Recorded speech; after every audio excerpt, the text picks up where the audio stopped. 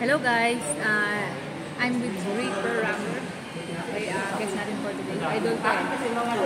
He makes metal contents. Gagawin namin ngayon, kasi nga ako, Would You Rather. Okay, so, bibigyan ko siya ng 2 scenario.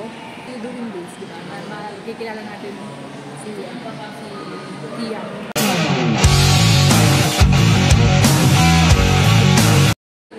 Okay, so, alright. So, Kian or Reaper Rapper. First, would you rather meet your grandparents, or would you rather meet your great-grandchildren? Siguro grandparents na lang. Kasi sa ngayon, hindi ko nakikita yung sarili ko na magkakaroon pa, na magkakaanak pa ako. Yun yung realistically speaking, kasi mas gusto ko munang focus yung sarili. So, kung possible kasi makikilala ko yung, halimbawa, mag-aasawa na ako or mag-aanak na ako. Baka that time, baka nga, matanda na ako, baka nga pagka-apo na ako, baka hindi ko na rin maabutan. So, realistically speaking, mas gusto ko makita yung grandparents ko, especially na gusto ko matanong lang sa kanila paano sila nabuhay noon, paano yung life nila noon. Kasi nung namatay yung grandmother ko is that bata pa ako. So para mas gusto ko, mas lalo ngayon, I'm a history enthusiast. So para mas malaman ko yung experience, di ba? Better ask ko sa mga lola. So yun. Oo nga naman. Kung hindi naman siya magkakaako, mas tarado. Pero okay. Marami kang pride o marami kang pera? Okay. So gusto ko mas maraming time. Kasi basically, based on my experience, nakaranas na rin ako ng makahawak ng maraming pera. And ang nagiging problema is that aanin mong maraming pera kung wala ka namang time at nakasubsub ka lagi sa trabaho. Ako, testament ko yan kasi based dun sa mga naranasan ko, nag-work ako, pero gusto ko umattend ng gig. Hindi ako makapunta ng gig kasi may work ako, kailangan ko i-accomplish yun. Kung at least kung may time ako, di ba? As long as may time ako, mapunta ako kahit libreng event. Masaya ako. Yun. So, alright. Ito naman. May rewind button o yung buhay mo may pause button. So, question na yan. Kasi, in fact, both of it talaga may sense. Well, siguro pwedeng rewind na lang. Kasi, I want to go back and then, siguro, yung mga regrets ko sa buhay noon, yung magawa ko siya. Halimbawa, nung concert ng Children of Bodom, way back ng 2014. So that time, gusto kong umattend ng concert nila kasi first time ko sila makikita in live. And in fact, si Alex Silayo was sa pinaka-favorite kong musician. And so happened that nung that time, wala akong fans para sa ticket kasi it's either pipili lang ako ng dalawang ng concert. It's either umattend ng Pulp SummerSlam, umattend ng Children of Bodom concert. So, namili ako between the two. So, sabi ko kasi mas maganda ang Pulp, pagdisyon na attend ako dun. Then, bawi ako sa Children of Bodom pagka bumalik ulit sila sa Pilipinas. And then, di mo naman nanonood?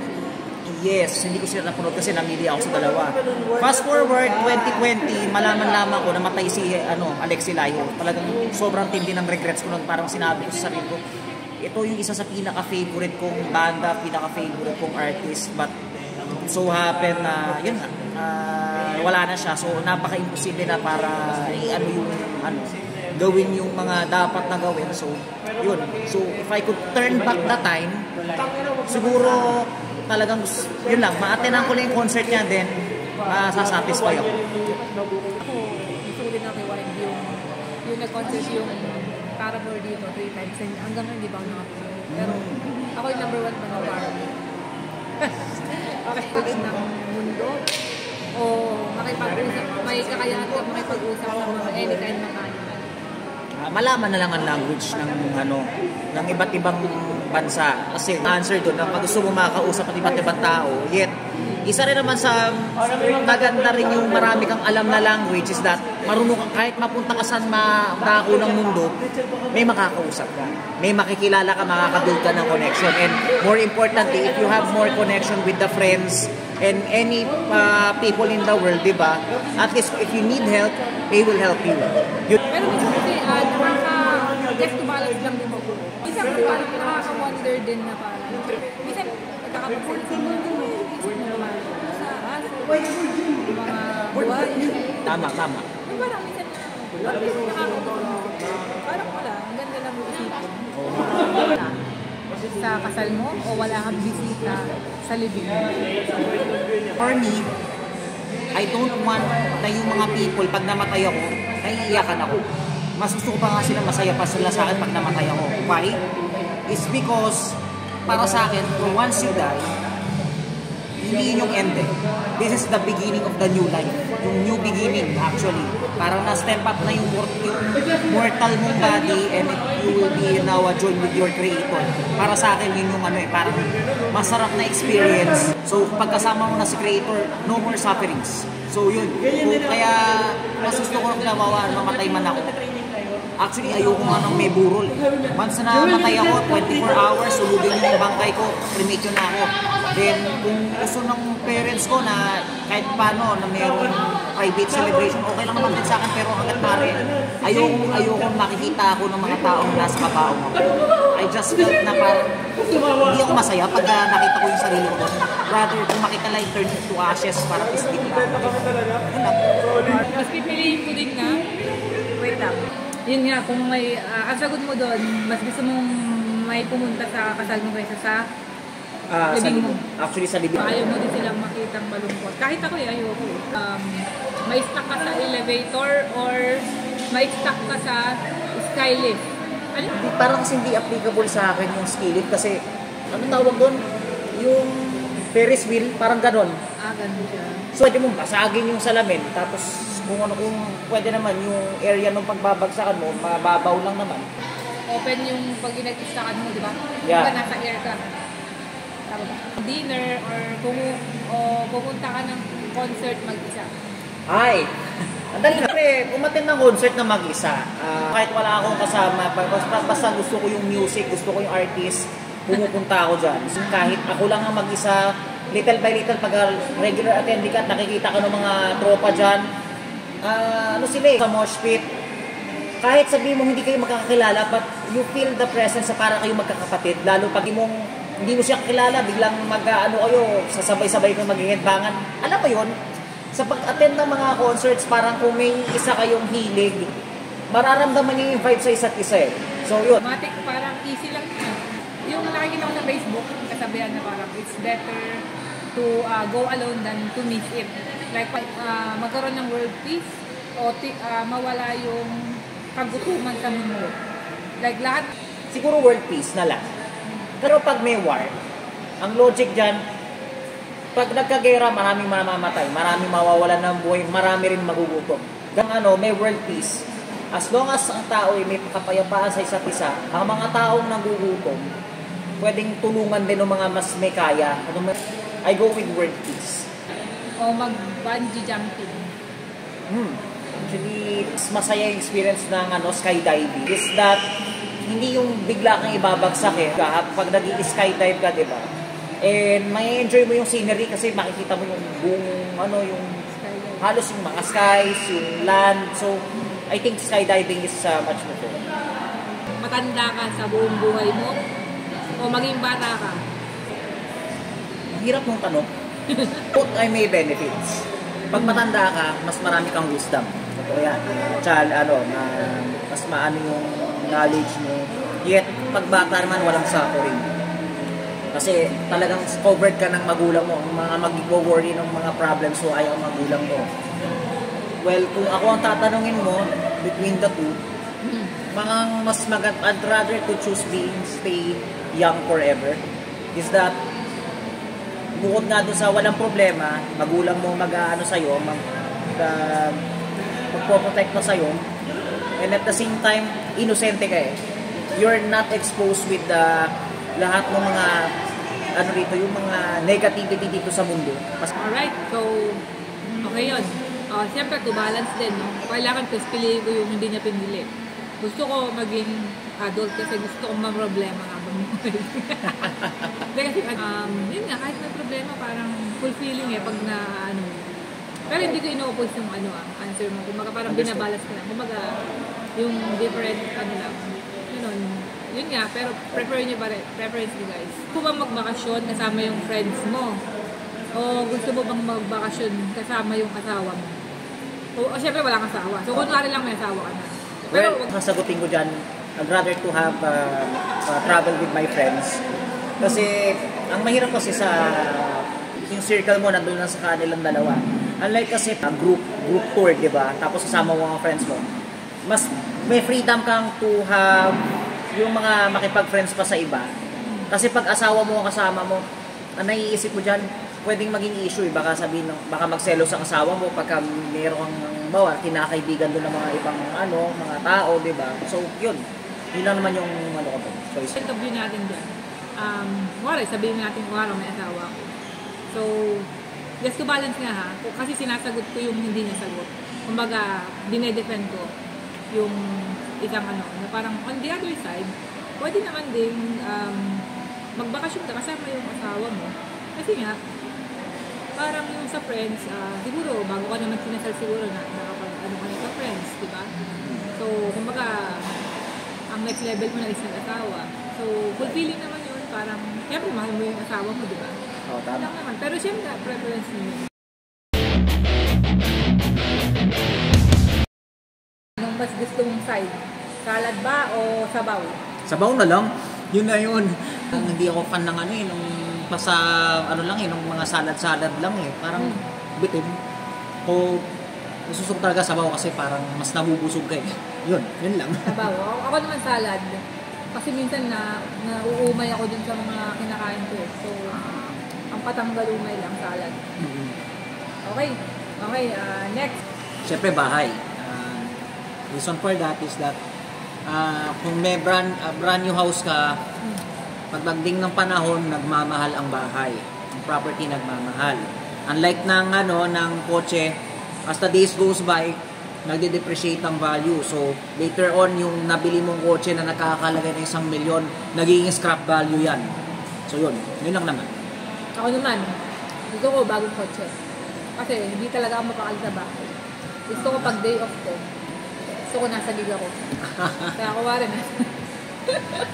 Nasa bistro, kaya dyan sa Wild Monkeys. In short, parang gusto ko gala ako. Ganyan. Yun. Hirapan. Matapos na yung gera o matapos na yung kahirapan? Regarding dyan, mas maganda ng war. Ang reason is that sa war kasi, walang kasing mayaman mahirap sa war. Diba? Lahat tayo talo. So, lahat, maraming mamamatay, maraming magkakasakit. Kalikasan sira din. Kasi unlike pag in-end mo lang yung kahirapan, meron pa rin yan, magko-conflict pa rin yan kahit may kahirapan. Kasi hindi lang naman kasi by means of poverty ang reason ng mga conflict. Di ba? So, may mas malalim na dahilan bakit nagkakaroon ng mga conflict at mga war between countries and war between people, between tribes. So, yun ang nakikita kong rason. And, alam mo yun, kasi pag tinapos mo lang yung kahirapan, actually by choice yan Kahit sabihin mo namang bigyan mo ng disenteng pamumuhay ang mga tao, pero mas they live by choice na maging mahirap, pwede yun Nasa mindset yan ng tao. So, para sa akin ang pinakamaganda is just end the war na lang. Okay, alright. So, for now, hindi mo kasagutin yan. Okay, next. Worst memory or remember your best memory better? Yung best memory, syempre. Ang gusto ko kung i-forget ko yung bad experience ko, actually, sa akin, wala namang masama kung meron kang bad experience It will guide you to become a better person. Kung ano man yung mga bad experiences that you have or experience right now, yet gamitin mo siya as guide to become a better person. Ang maganda, i-keep mo yung mga best memories mo. Kasi, Yung best memories mo, it will remind you who you are. And at the same time, it will, parang, yun nga, makakatulong din sa'yo yun para maging positibo sa buhay. Diba? Siyempre, like for example, isipin mo yung pinaka-best memory mo, attend ka ng concert. Inatinan mo tong nakita mo yung favorite mong artist. So, technically, if you remember that, talagang magbibigay siya ng parang positive outcome sa mindset mo, di ba? So, ayun. Okay, so ako naman. Siguro ako, pipiliin ko, makalimutan ko yung worst memory ko. Kasi, ako kasi, dahil overthinker ako, parang minsan hindi ka makamove on kasi hindi mo makalimutan yung ginawa sa'yo eh. Right. Wala, especially if ikaw yung victim o kahit hindi naman ikaw yung victim, basta bad memory lang, hindi ikaw yung nadehado or something, you feel bad for someone, gano'n. Mas magandang makalimutan mo yun kasi pag walang sama ng loob sa'yo, mas magiging, ang makikita mo lang is magaganda, masasayang alaala. Yun. Well, both are actually good. Pero, mas maganda yung physically. Kasi kahit sabihin na natin, mentally kasi, regardless of the age, mas maganda ka, kung mas matanda ka mag-isip or matured ka mag-isip, mas ma-appreciate ka. And you have a lot of wisdom and knowledge pati pagka mentally mas matured. Unlike pagka yung physically kasi, mas prefer ko, it's because mas marami kang magagawa. Maraming possibilities na pwede kang gawin during at your young age, diba?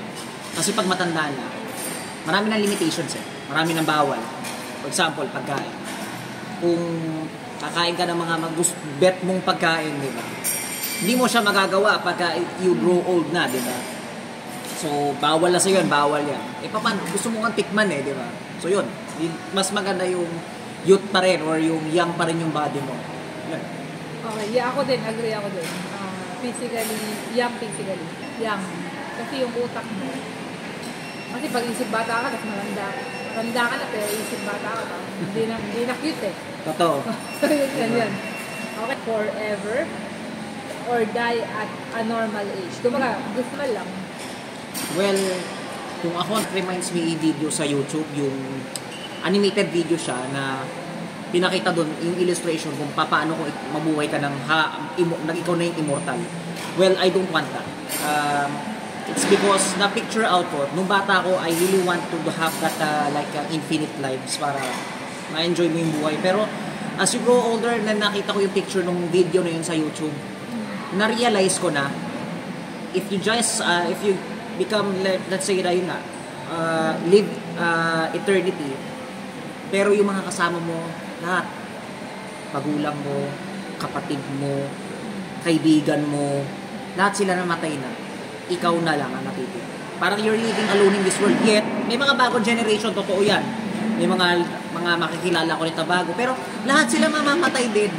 Another batch na naman, makikilala mo. Parang alam mo yun, yung kahit sabihin mong may mga taong kapalit sila, pero you will feel alone walking in this world kasi nga, lahat sila nawawala. Kung mahal mo na, let's say, di ba, may minahal kang tao dun sa that timeline. Mahal na mahal mo talaga siya, yung gusto mo talaga, ayaw mo siyang malose. Pero namatay, syempre sa died of old age. Pero ikaw, eternity, bata ka pa din. Immortal ka pa. Immortal, di ba? Diba, it's like, hindi. So, for me, ako, it's better to die. Kasi it's part of the natural process na talaga lahat naman tayo. Lahat ng bagay may katapusan. And one thing that is constant here in this world is change. So, kung hindi tayo mag-change, of course, walang pagbabago or walang development. So, yun yung sa akin eh. Kung lahat tayo kung napapalitan ng mga mas bagong generation, they have a new minds that will innovate this world and will help us na para naging better ang mundo. So, kung hindi mo na panahon, okay lang yun. It's okay. And it just not die in peace. So, yun. Tapos yung mga, baka kasama mo rin yung mga mahal mo sa buhay na sabay-sabay kayong mamamatay. Ako, siguro, ganun din. Parang malungkot pag nandito eh. Although, immortal ka. No? May point ka dito. I won't, hindi na ako papala. Okay, so, yun na yung mga series ng question natin. Okay, so, ito naman, may bonus pa eh. May bonus 2 question pa ako. Okay. Collaboration to guys Okay, so, ito, may last 2 question ako kay Reaper Rocker. Pero madali lang to. It's not something na kailangan pag-isipan. Ano ba ang mantra ng isang Reaper Rocker?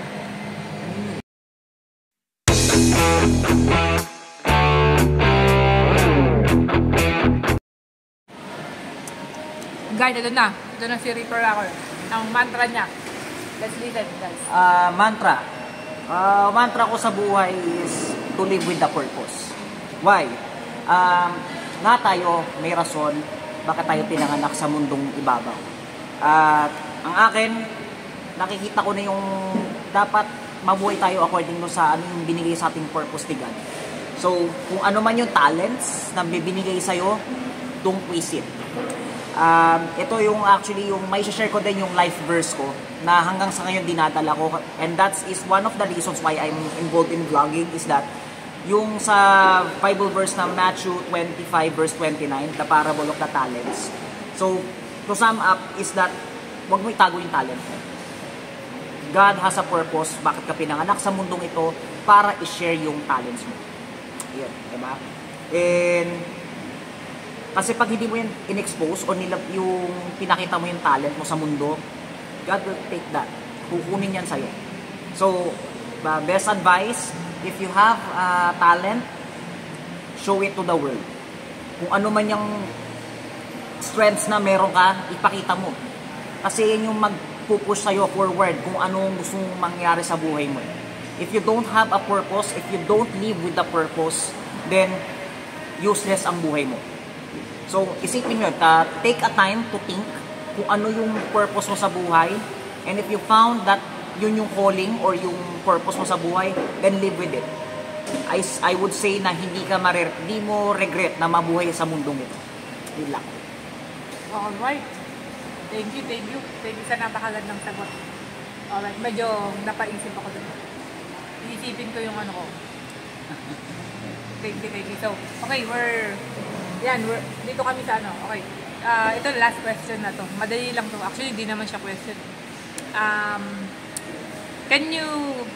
Pwede mo ba kami bigyan ng isang kanta lang? Isang kanta na parang siguro live song muna din. Uy, grabe siya. Live song na parang kung may isang kanta na magre-represent na ikaw or gusto mong malaman ng mundo or you feel a certain song. It can be a metal song or anything. The genre doesn't matter. Na parang live song mo, ganun. Or any song na ma-advise mo sa amin, na pakikinggan namin. Siguro hindi ko siya may kakanta kasi metal eh. Metal, sabi mo na lang yung title. One-liner na lang. So, kahit yung ano lang, share ko yung line tapos yung title ng kanta. So, yung kanta is yung Balang Araw ng Valley of Rome. Yung pinaka-favorite kong line doon yung chorus, ito'y para sa mga nangangarap pero di natutupad, nawawalan ng pag-asa, kaibigan, kapit lang, darating din ang umaga, ang umagang hanap mo. So, napaka self-explanatory nung part ng lyrics na yun is that lahat tayo may mga pinagdadaanan sa buhay, pero huwag tayong mawawalan ng pag-asa dahil darating din ang panahon na mararating natin ang goal natin. What we need to do is to believe in ourselves. No? Maniwala sa iyong talent, alamin mo ang purpose mo sa buhay, and then sa totoo lang yun basta live with the purpose in their life, show your talents, and don't lose hope. Kasi ako naniniwala ako na despite the fact na maraming challenges, I believe na binigay ito ni Lord dahil kailangan mong maging strong at para mahulma yung character mo. At as long as you can able to overcome those challenges, then I guarantee you na parang mga accomplish mo yun. So yun. Yun lang naman yung masasabi. Alright, salamat. Anong ulit title nun? Balang Araw by Valley of Rome. Okay, Balang Araw by Valley of Rome. Okay, so search nyo yan, pakinggan natin yan. Okay? And yep, yun nga. Thank you, River Rapper, for see you more sa gigs. Okay, bye-bye. Bye-bye. Uy, paano lang, sige. promote ako. Guys, this is Kian from the Reaper Rocker. Please support Eurasian April. Supportan nyo yung mga contents niya, napakaganda. And also, don't forget also to subscribe to my channel sa YouTube. Search nyo lang, Reaper Rocker. At meron din ako mga iba pang social media accounts sa Instagram, Facebook, Twitter. Paki-check nyo ako doon, Reaper Rocker. Hindi naman ako makita. Tsaka yung isa ko pang channel, pakisuportahan din yung Medyo Otaku Show. At yung available siya sa YouTube, sa Instagram at Facebook. At mga post ko doon is more about anime content. So, kindly check that out as well. Alright, thank you. Natin ang content creator na si Eurasian April. Yan. Hello guys.